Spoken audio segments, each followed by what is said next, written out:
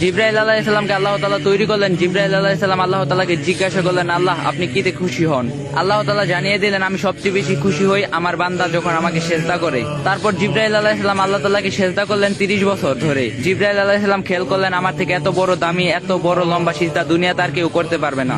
আল্লাহ তাআলা নিশ্চয়ই আমার প্রতি খুশি হবেন। জিবরাইল আলাইহিস সালাম আল্লাহ তাআলার দিকে মুতাজ্জির হয়ে রইলেন, কিন্তু আল্লাহ তাআলার পক্ষ থেকে কোনো খুশির বাণী জানানো হলো না। জিবরাইল আলাইহিস সালাম আল্লাহ তাআলাকে জিজ্ঞাসা করলেন, আল্লাহ আমি যে এত লম্বা সিজদা করলাম, আপনি কি আমার সিজদার প্রতি কোনো খুশি হন নাই? আল্লাহ তাআলা জানিয়ে দিলেন, জিবরাইল তোমার জবাবের উত্তর আমি দেব, তুমি তার আগে আরশের আজিমের দিকে তাকাও।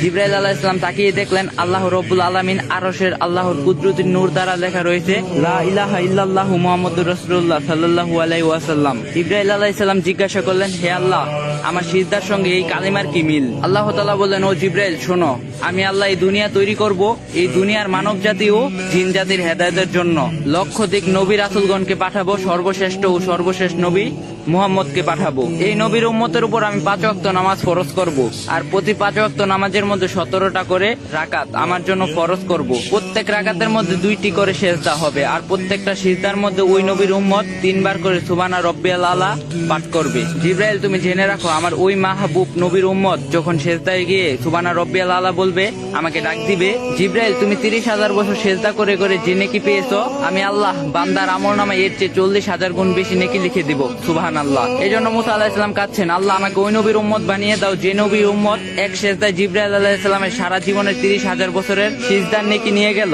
আমরা সেই নবীর উম্মত, আমাদের কি করা উচিত আর আমরা কি করতেছি? আল্লাহ তাআলা সবাইকে হেদায়েত দান করুক, 5 ওয়াক্ত নামাজ পড়ার তৌফিক দান করুক। আর যদি ভিডিওটা ভালো লাগে কপি লিংক আর শেয়ার করে দিবেন।